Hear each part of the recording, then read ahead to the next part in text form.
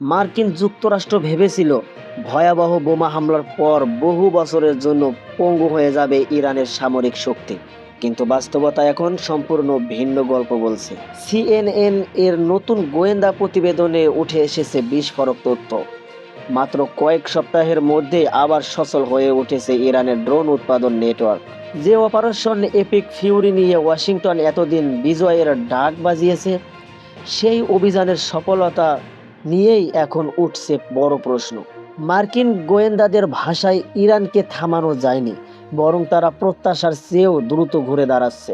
প্রাথমিকভাবে ধারণা করা হয়েছিল ইরানের প্রতিরক্ষা অবকাঠামো পুনর্গঠনে লেগে যাবে বছরের পর বছর, কিন্তু নতুন রিপোর্ট বলছে মাত্র 6 মাসের মধ্যে আগের অবস্থানে ফিরে যেতে পারে তেহরানের ড্রোন হামলার সক্ষমতা। আর সবচেয়ে বড় উদ্বেগের বিষয়, ইরানের হাজার হাজার ড্রোন এখনো অক্ষত রয়েছে।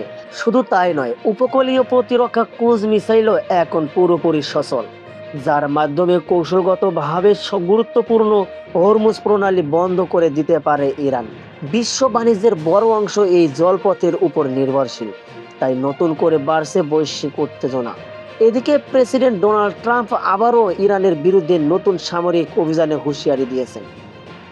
তাহলে কি মধ্যপ্রাচ্যে আবারও শুরু হতে যাচ্ছে ভয়াবহ সংঘাত? সেদিকেই তাকিয়ে এখন পুরো বিশ্ব। সঙ্গে ছিলাম মেহেদী হাসান, পালস ভিস্তা নিউজ।